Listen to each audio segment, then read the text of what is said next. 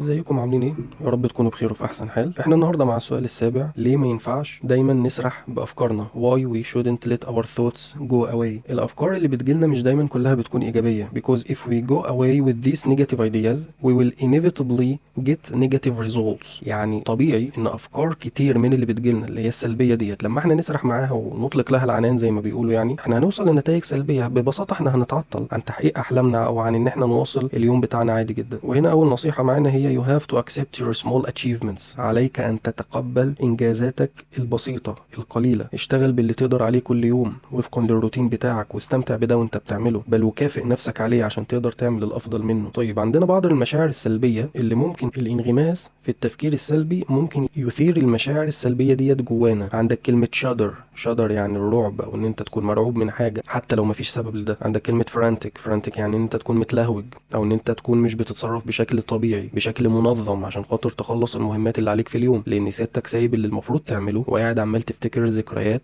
وعمال تفتكر حاجات هتعطلك عن تحقيق الحاجات اليوميه اللي انت المفروض تحققها. عندك ذباد الشر repulse دي يعني انت تكون مصدود من حاجه او واخد موقف من حاجه حتى لو انت ما اديتلهاش فرصه. عندك worry يعني مشاعر القلق، وديت يعني مشكله كبيره جدا النهارده مشاعر القلق اللي منتشره دي. عندك mad يعني الغضب، hate يعني الكور، worst يعني الاسوأ. فانت هتوصلك لغايه فين الافكار السلبيه اللي بتخلي الواحد متعطل عن ان هو يحقق الحاجات اللي هو عاوزها؟ فهتوصلك اكيد لنتائج سلبيه احنا مش عاوزينها. طيب هنا بيقول لك don't compare yourself to someone especially in mundane matters. يعني انت ما تقارنش نفسك باي حد خاصه في الامور الدنيويه. يعني الجزئيه بتاعت الارزاق، ده ربنا موسع عليه، ده ربنا مش موسع عليه، ده بيشتغل شغلانه حلوه جدا، ده مش عارف يظبط الشغل اللي هو فيه. الحاجات الدنيويه دي انت ما تقارنش نفسك بحد فيها، انت تقارن نفسك بنفسك بس. هل انت بتتحسن ولا لا؟ الاقدار بتاعتنا مكتوبه قبل ما نشوف نور الدنيا. اي قلق بخصوص اللي جاي حرق اعصاب. استثمر المتاح واشتغل بالامكانيات المتاحه معاك، واستغل كل الممكن وكل اللي تقدر عليه، وسلم امورك لربنا. وفي جمله صعبه شويه انا هقولها، يعني استغفر الله العظيم يا رب، انت مش اله، انت مش متحكم في كل حاجه، انت لا تملك التصرف في كل شيء حولك، ومحدش عنده القدره ان هو يتصرف ويسيطر على اي حاجه حواليه. وبناء عليه اقبل بالقليل، اقبل بانجازاتك البسيطه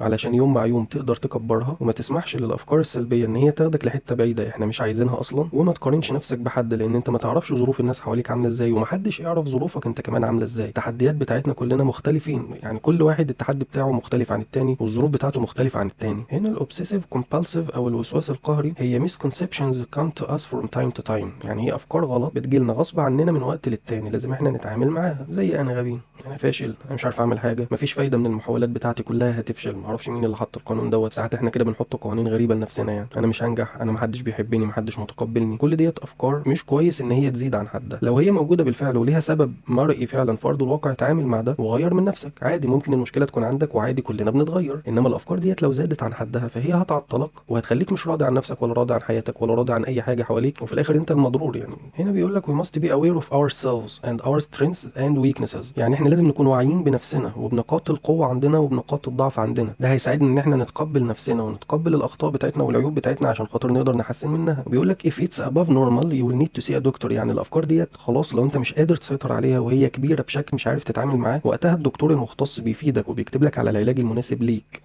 ما ينفعش تاخد علاج من دماغك وتقول اصل انا عندي اكتئاب، اصل انا عندي قلق. غلط غلط جدا. وهنا every new day is another chance to change your life. يعني انت ما تيأس ابدا، كل يوم هو فرصه جديده ليك ان انت تغير حياتك للافضل. وهنا بخصوص مشكله الاوفر ثينكينج اللي بقت منتشره دلوقتي، احنا بنسال سؤال بسيط جدا: هل انت بتفكر فعلا في حاجات مهمه ممكن انها تغير حياتك وتخليها افضل، ولا حاجات ملهاش لازمه، حاجات تعطلك وخلاص، او حتى حاجات تافهه؟ يعني في مواقف بسيطه في الحياه اليوميه هي تضايق وكل حاجه، بس ساعات بنديلها حجم اكبر من حجمها الطبيعي اللي هي المفروض تاخده. ده طبعا هيعطلك عن تحقيق احلامك، فما ينفعش كده. هنا احنا بنقول هل انت بتحط لنفسك خطط وبتلتزم بيها؟ وطبعا يفضل لو انت حطيت لنفسك عقاب او بانشمنت معين كده لو انت ما التزمتش بالجدول بتاعك او الروتين بتاعك اليومي اللي انت المفروض تعمله وتنفذه. وهنا عايزين نقول ان مش دايما التفكير الزايد او الاوفر ثينكينج بيكون غلط، واحيانا بيكون مفيد لما انت تكون بتفكر في مشروع معين او في كليه معينه انت داخلها او في شغلانه معينه انت داخلها. فهنا التفكير الزايد مش غلط، لان ديت بتكون فتره مؤقته، بعد كده انت هترجع لوضعك الطبيعي تاني عادي خالص. احنا عايزين بس ناخد بالنا من افكارنا، هل هي رايحه في الاتجاه الايجابي ولا الاتجاه السلبي؟ يعني احنا بالبلدي كده بنقلب على نفسنا المواجع وخلاص، ولا بنفكر فعلا في حاجات مهمه ممكن تعمل فرق كبير في حياتنا؟ طيب هنا شويه تحذيرات. احنا بنقول ايه هنا؟ بنقول تجنب التفكير في الخبرات السابقه الفاشله اللي انت مريت بيها، خاصه لو هي عامله لك دايلاما يعني مشكله او تروما او ازمه كبيره، موقف انت ما كنتش عارف تتصرف معاه كويس. تجنب التفكير فيه او خصص له وقت. ودي من الاقتراحات اللي احنا هنجيلها قدام، ان انت تخصص وقت معين تفكر في الحاجات اللي مضايقاك بشكل منطقي وتشوف الحلول بتاعتها المناسبه. تجنب برضو الخوف من المستقبل مستقبل عمال على بطال من غير ما تكون واخد خطوات عملية على أرض الواقع النهاردة تحسن من مستقبلك وتخلي الجودة بتاعت حياتك أفضل قدام. وهنا بنقول the basic solution to this problem is certainty in Allah، يعني الحل الجذري والأساسي للمشكلة ديت هي الثقة في الله والإيمان بتاعك بربنا سبحانه وتعالى. عايزين نقول إن التفكير اللي يحركك لقدام هو ده اللي احنا عايزينه. التفكير اللي يحسسك بالعجز وقلة الحيلة والخنقة وإن الدنيا تكون سودة في وشك ده تفكير مرضي احنا مش عايزينه. ده إنهاك للعقل والجسم طبقا للأبحاث والدراسات في أمراض زي السكر وزي الضغط، ويوصل الموضوع لتلف خلايا مخ وزهايمر واضطرابات نفسية وذهنية. كل دوت ممكن يجي بس بسبب الأفكار. فاحنا ما ينفعش نتساهل مع الموضوع ده ونسيب دماغنا تسرح كده براحتها من غير ما نحط لها حد تقف عنده. هنا احنا عايزين نقول ان التفكير الزياده بشكل مرضي في المشاكل بتاعتك وفي الافكار السلبيه بتاعتك ده بيخليك للاسف مركز على العسر مش اليسر.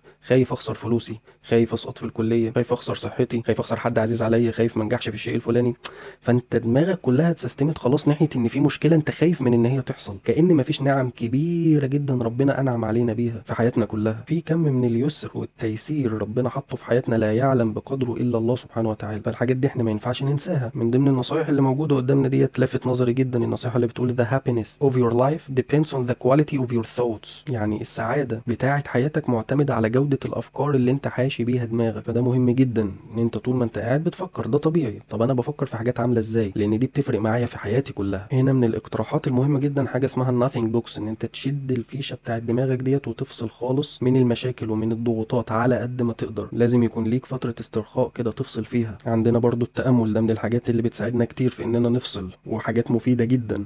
التامل في خلق اللي حوالينا، التامل في نفسنا وفي اجهزه جسمنا هي ازاي شغاله من غير حول مننا ولا قوه، التامل في حلم ربنا وعفو ربنا عننا وحلمه بينا، التامل في الكون وان ازاي ربنا سبحانه وتعالى رفع السماوات بغير عمد. هنا في نقطه مهمه جدا لازم نوضحها، ان مش معنى كلامنا ان احنا ما نلومش نفسنا على الخطا او التقصير. هي الفكره كلها بس في نقطه وبعدين. هل هنفضل باصين للمشكله وباصين للحاجات اللي بتضايقنا، ولا نركز في الحلول افضل؟ يعني الوقت اللي نديه للتفكير في حل يكون هو اللي اكبر، ولا الوقت اللي نديه للتفكير في المشكله اللي هي بتتعبنا من اساسه وبتعطلنا تاني بترجعنا لنقطه الصفر تاني هو اللي يكون اكتر؟ اكيد طبعا الوقت اللي بنفكر فيه في حل مشاكلنا. وهنا بنقول ان الخطوه الاولى نحو ممارسه التفكير الايجابي هي تحديد الافكار السلبيه. وشئنا ام ابينا احنا بنحتاج ورقه وقلم عشان ننظم افكارنا. بالبلدي كده ادلق افكارك السلبيه على الورق ورد على نفسك. يعني اكتب ورد على نفسك. مثلا انت كان في ايدك ايه تعمله؟ ولو دماغك طلعت لك بافكار جديده فهي طلعت لك بده بعد ما انت مريت بالموقف خالص. لو دماغك مثلا قالت لك لا انت كان ممكن تستحمل شويه، طب هل انا وقتها كنت قادر استحمل شويه؟ ما انت لازم تكون متقبل ضعفك وتكون صابر على نفسك. الموضوع بيفضل متلخبط في دماغنا وكومبلكس، فعلشان كده بنقول الورقه والقلم علشان تكتب الحاجات اللي ملخبطاك قدام عينيك وتشخصها، واي سؤال يجي في دماغك بتكتبه وبترد عليه. بنقول برضو من النصايح بتاعتنا ان انت قبل النوم تعمل حاجه ايجابيه، قراءه قران، قراءه كتاب مفيد، كلام مع حد بتحبه، تفتكر حاجه بتحبها. الموضوع دوت هيفرق معاك بشكل ايجابي جدا. وهنا جه وقت الاقتراح اللي احنا كنا قايلينه، ان اي فكره تجيلك خلال اليوم سجلها في نوت معينه كده، اجنده معينه، وانت محدد لنفسك وقت تقعد تفكر فعلا في المشاكل الحقيقيه اللي قدامك في حياتك وتشوف لها حلول وانت هادي خالص. الافكار السلبيه يا اما هتتمسح تلقائيا يا اما فعلا هتكون مشكله محتاجه وقت، محتاجه ان انت تقعد فيها وتفكر فيها. فباختصار ما تتجاهلش اوجاعك،